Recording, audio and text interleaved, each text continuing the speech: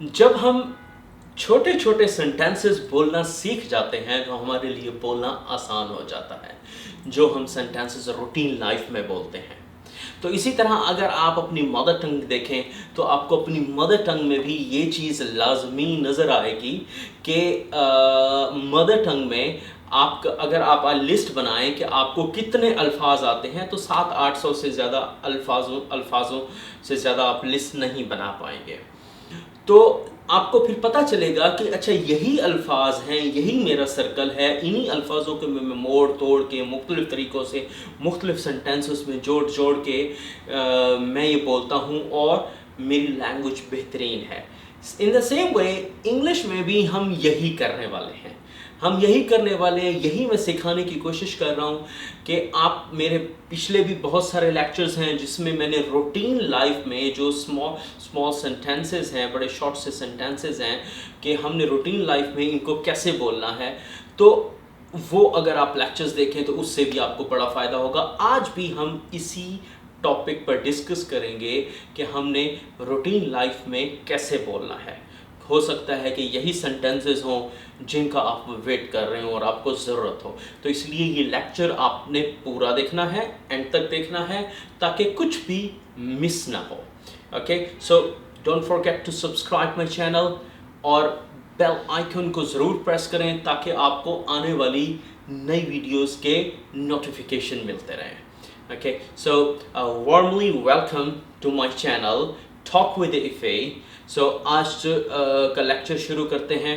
So जैसे हम बात करते हैं, हम अक्सर कहते हैं कि तुम ऐसी बात पर रो रहे हो जो मेरे बस में नहीं है। Means you're crying for moon, you're crying for moon। या हम कह सकते हैं कि वो लड़की ऐसी बात के लिए रो रही है या ऐसी चीज़ के लिए रो रही है जो हमारे बस में ही नहीं है। That girl is crying for moon। Okay? So इसी तरह अब ये इस तरह के जो सेंटेंसेस होते हैं, ये बताने का मकसद ये होता है, एक एग्जाम्पल या दो एग्जाम्पल्स हम इसलिए बताते हैं ताकि आप इनको अपनी मर्जी से थोड़ा सा मोड़ तोड़ सकें, नए सेंटेंसेस बनाने की कोशिश करें। ओके, सो इसी तरह नेक्स्ट सेंटेंस है, अक्सर हम कहते हैं मेरा तुमसे मिलने को जी चाहता है, मेरा तुमसे मिलने को जी चाहता है। सो इसकी इंग्लिश क्या होगी? I feel like meeting you, I feel like meeting you. अच्छा, इसको आप दो तरीक़ों से बोल सकते हैं, I feel like meeting you या I feel like to meet you. I feel like meeting you या I feel like to meet you. अब फील लाइक पर इस तरह के सेंटेंसेस पर एक डिटेल लेक्चर भी फ्यूचर में आएगा। ओके, सो उसमें डिटेल में आपको ये चीज़ें बताई जाएंगी। सो इसी तरह नेक्स्ट सेंटेंस है, वो मेरे पास आया करता था, वो मेरे पास आया करता था। He used to visit me। English क्या है? He used to visit me। वो मेरे पास आया करता था, यानी अब नहीं आता, आया करता था, अब नहीं आता। इस पर भी आपको एक आगे डिटेल लेक्चर भी आएगा। नेक्स्ट है, don't make fun of him lest he should start crying. Means उसका मजाक ना उड़ाओ, ऐसा ना हो वो रोना शुरू कर दे। Don't make fun of him lest he should start crying। ऐसा ना हो कि वो रोना शुरू कर दे। ये भी बड़ा अच्छा इंटरेस्टिंग टॉपिक है, इसके बारे में भी आपको फ्यूचर में बहुत ज़बरदस्त लेसन दिए जाएंगे। नेक्स्ट सेंटेंस है, तुम किसके साथ रहते हो, तुम किसके साथ रहते हो। With whom are you living, with whom are you living। अब इसी तरह आप कह सकते हैं कि तुम किसके साथ काम करते हो। With whom are you working, with whom are you working। अब देखें, इसी तरह मैंने जैसे दो एग्जांपल बताई हैं, ऐसे 4-5 आपने भी बनानी है ताकि आपको कुछ यानी बनाने का भी आपको पता चले और फिर इस तरह आप में आपका जो एतमाद है, आपका जो कॉन्फिडेंस है वो भी और ज़्यादा बिल्ड होगा और आप खुद से सेंटेंसेस बनाने की कोशिश करेंगे और इम्प्रूवमेंट बहुत ज़्यादा होगी। नेक्स्ट है, आई डिडंट मीन टू मीन्स मेरा मतलब ये नहीं था। मीन्स जैसे हम कहते हैं मेरा मतलब तुम्हें हर्ट करने का नहीं था। I didn't mean to hurt you, I didn't mean to hurt you. अब आई डिडंट मीन टू मेरा मतलब ये नहीं था, आगे आप कुछ भी लगा सकते हैं। मेरा मतलब तुम्हें हर्ट करने का नहीं था, मेरा मतलब तुमसे बदतमीज़ी करने का नहीं था, मेरा मतलब यहाँ कुछ दरमियान में बोलने का नहीं था। इसी तरह आप बनाते जाएं। ओके, इसी तरह जैसे हम कहते हैं कि तुम बहुत बातूनी हो या वो बहुत बातूनी है। She is very talkative, she is very talkative. या इसको आप इजी सेंटेंस में आप बोल सकते हैं she talks too much, she talks too much. तुम बहुत झगड़ालू हो, या आप कह सकते हैं वो झगड़ालू है। He is pugnacious, he is pugnacious, so you are pugnacious। जैसे हम कहते हैं कि हमारे नाम तो सेम हैं, एक जैसे हैं, तो इसकी इंग्लिश क्या होगी? You are my namesake, you are my namesake। या इस तरह भी आप बोल सकते हैं, ये एडवांस्ड है। या फिर आप कह सकते हैं your name and my name are same, इस तरह भी आप बोल सकते हैं इट्स अ बेसिक। तो ये भी आपके ऊपर है कि आप इनमें से जो भी आप बोलना चाहें। नेक्स्ट सेंटेंस की तरफ हम मूव होते हैं। मैं अपने अल्फाजों का पक्का इंसान हूँ। Means I am a person of words, I am person of words. या फिर इसको आप दूसरे तरीके से भी बोल सकते हैं I keep my words, I keep my words.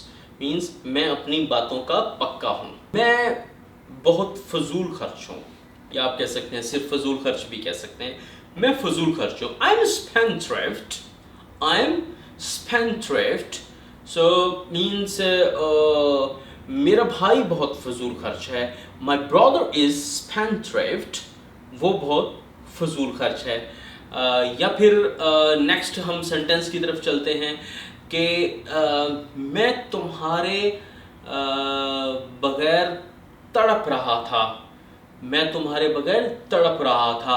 I was spinning without you, I was spinning without you. या फिर आप तड़प भी कह सकते हैं, या आप कह सकते हैं मैं तुम्हारे बगैर प्यासा था, ये भी आप कह सकते हैं। हम जब कहते हैं कि मेरे हालात मीन्स जब फाइनेंशियली मेरे हालात ठीक नहीं हैं, मेरे इसमें सख्त हालात में हूँ, तो हम इंग्लिश में कहते हैं I am hard up now days, I am hard up now days.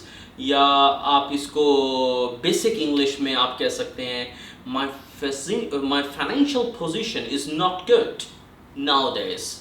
Okay, so इस तरह भी आप बोल सकते हैं।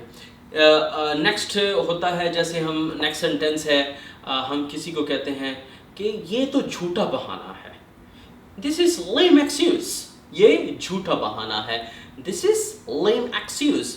या फिर हम ये कह सकते हैं ये बहाना बहुत अच्छा है, ये बहाना बहुत अच्छा है, this is very good excuse, this is very good excuse, ये बहुत अच्छा बहाना है। अब देखें, इसमें आपने अच्छा भी कहा और झूठा भी कहा, तो इस तरह आप इनको मोड़ तोड़ के आप मजीद सेंटेंसेस आप खुद से भी बना सकते हैं। नेक्स्ट की तरफ हम मूव होते हैं। जैसे हम कहते हैं कि उसकी एक आंख खराब है, he is blind of one I.